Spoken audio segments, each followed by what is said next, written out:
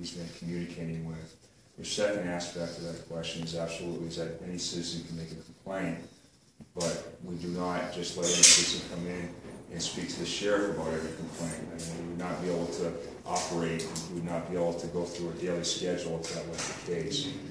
So it is, as you can imagine, Clark County in our jurisdiction is one of the largest jurisdictions in the country, and there's a lot of issues that he has to handle. And truthfully, is that as a representative for the militia and the Bundy family, I think that what we're here to represent, what we're here to inquire about, we are that direct party, are we not?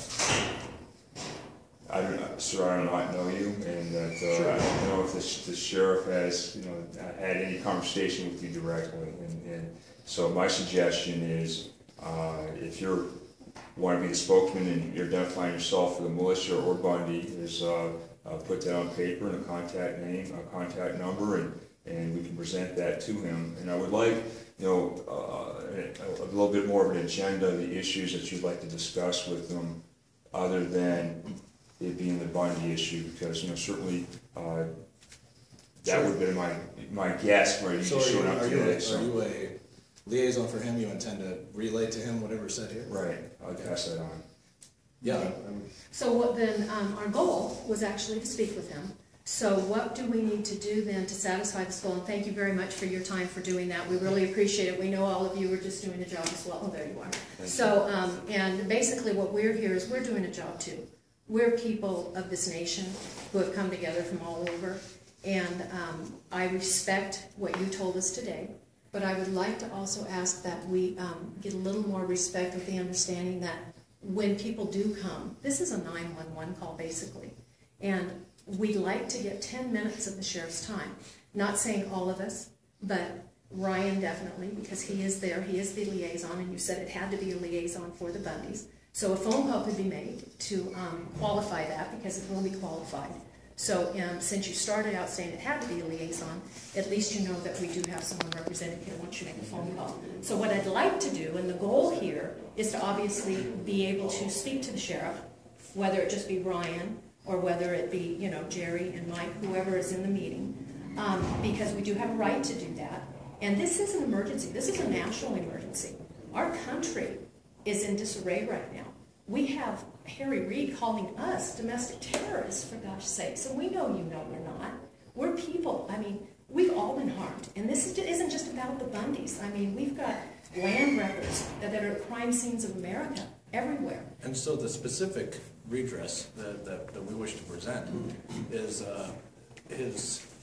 not upholding his oath to the people, which is to protect them from foreign invasion. And they were presented a violent force, and he did not protect them from that force. And we would like to ask him whether or not he intends to begin to uphold that oath and pursue his duties to its oath. We'd like to go home, but we don't feel we can because the Bundys aren't safe, because the sheriff won't honor his oath to the people until BLM and the federal government to stand down in his county. So we're all victims of this, because we really have. We have mothers and fathers across this nation who've been belittled, who've been made to feel that we're doing something wrong by standing behind Bundys. And everyone who's employed by the people, they're also victims of it. You yourselves having to do all the extra overtime work that we know you're doing. Really, the whole entire situation could go away if the sheriff would just stand up and honor his oath. And so what do we need to do to make it happen, to get an appointment? Because we were told all day he was here today. And I think you can understand that all we're asking for is, where is there an opening to have him actually be present and do the job for the people, not just for a door that keeps shutting in the face. And this isn't just about Mr. Bundy. This has gone way beyond Mr. Bundy. I'm a victim in my own state of police brutality. And I grew up with police and firemen. My brother-in-law's a fireman. So I respect more than a lot of people, having watched them from the time I was little, putting on those uniforms. My ex-husband's a Marine. My first husband, excuse me, I only have two, so it's not going to be that long, was in the Army. But I'm telling you right now, this situation is not going away. And you have a sister, you have a mother, you have an aunt, you have a sister, you have an aunt. We all have people who've been victimized in some way. And this Bundy situation, we've got people from all over the United States. We've got people in Europe watching our talk shows and radio shows, listening to us. And the whole thing is, we have the ability in this town right now to stop the corruption that each of you know is going on. I do identity theft and research behind the scenes. We've seen it run through all of your jurisdictions. You guys all know that this is happening. We want to stop this because you guys are too good a guys. You guys aren't out here. I can see you're actually giving us faces that are very different than we mostly have, because we're usually being attacked. I'm usually backing up when we're talking. So I appreciate that you guys are backing us up right now. So what can we do to get an appointment? If I can get your contact information. What's your name, Brian? I'm Jim LaRochelle. LaRochelle is LaRochelle. So, That must have been tough in kindergarten. if I could get your contact information and a phone number, and You may not have it already? And Mike too, he's with Citizens Action Network, and they're really, we're really working hard nationally. Again, this isn't just about Nevada anymore. This is about every jurisdiction in the United States and abroad. So it would be really nice if you guys could get back to being peacekeepers and not bullies anymore. So thank you for not being a bully today, and thank you for listening and helping. thank you for being so. I'd like to shake your hand too. Thank you. That sincerely. And this is Mike's school. Yeah, no, Fine, sorry, Jim I LaRochelle. know you feel like you're on the spot. No, Sorry about that. Do you understand that the militia only stands out there in your stead, in this office's stead? Right, sir. I don't want to get into debate Yeah. about. It's a yes or no question. I only want to ask. How about that? No, I don't want to get into debate about. I don't want to debate either. Just an answer would work fine. Yes or no? Consider No. Bundy's a domestic terrorist. Again, sir, that I'm not going to make any more comments. Well, I wish I could do more for you. I would say this, I'm Gary Gillespie, and it's a pleasure to meet you guys, and I still want to see you sing. And the reality is that we want to go home. I drove 2,700 miles across the country to get here with my son and a friend of mine because Mr. Bundy asked me to. I didn't know him before, but he was really in distress, and his family is distressed. Really what we're trying to do is urge the sheriff to do his job. And I know there's a politics of the job and all that. I understand that. My wife is a state legislator in New Hampshire. But the reality is if we can meet with him for 10 or 15 minutes, well, we're long-winded, so I'll probably get a little longer than that. But and try to get this resolved this time. And that way everybody could go home. You guys could go back to your regular schedules and not worry about people coming in from around the country. Because we're here to support you. We'd rather be taking vacations than spending, I mean, if you're going to be in Las Vegas, you're supposed to be here on vacation, not camping out. Thanks, guys. We really appreciate you coming down. We appreciate it. Thanks a lot. Thank you. Good night. Thank you. Thank you again very much. Okay. Have a good night. Okay. Thank you, sir. It's a pleasure. Nice to meet you. All right, guys. Okay. Good night. Thank you very much. Thanks, guys. Nice to see you. Have a good night. All right, good night.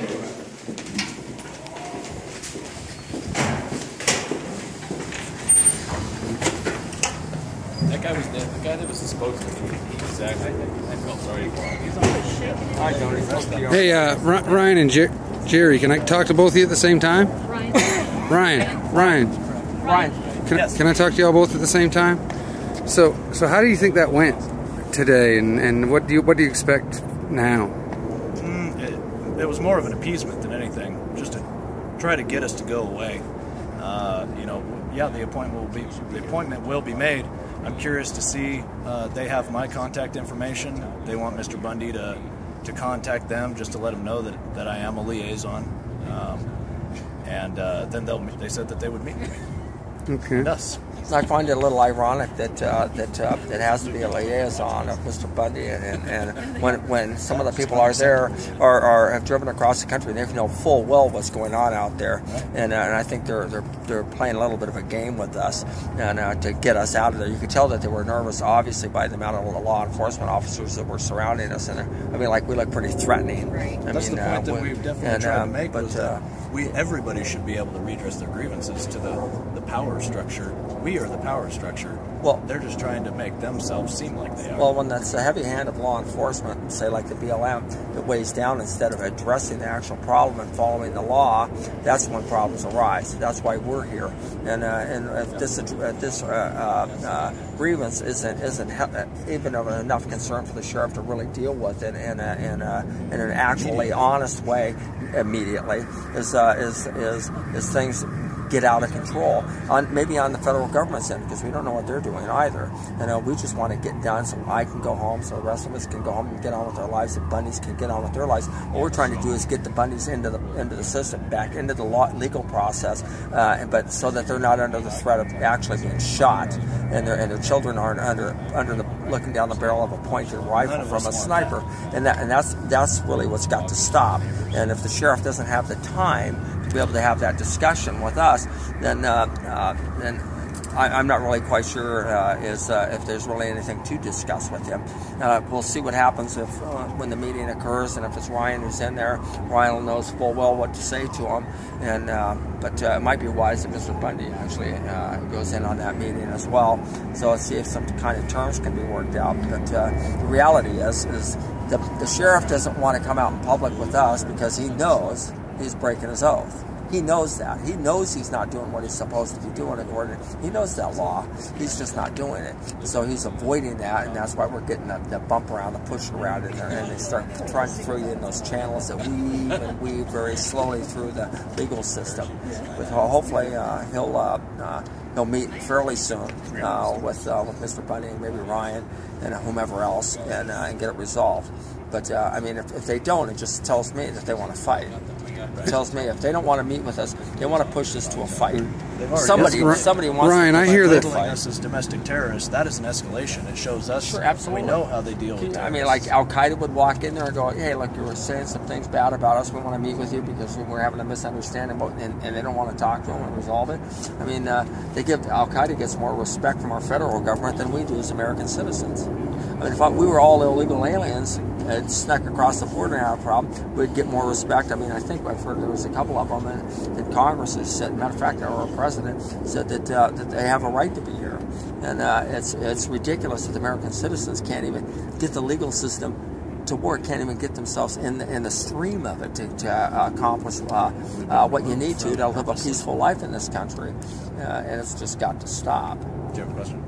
Well, I just know that Cliven's wasted a lot of breath talking to Gillespie and has never got any traction. Do you really think that Mr. Bundy's ready or interested to come back up here and have it?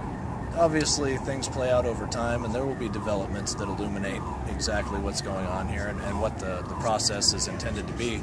But what this was no one here is a Nevada citizen. No one that came to this confrontation with them, not this first meeting. And the point of that is that, for instance, Jerry has come from across the other side of the country to support someone who's having a difficulty with an overbearing power structure. I've come from Montana. People have come from all over the place to stand with the Bundys.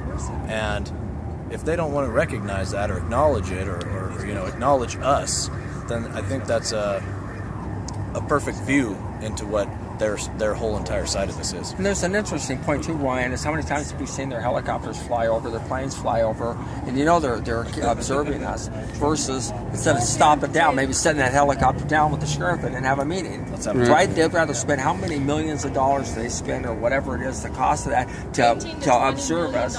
And it's crazy. I mean, when they can sit down and probably cost them 3 cups of coffee.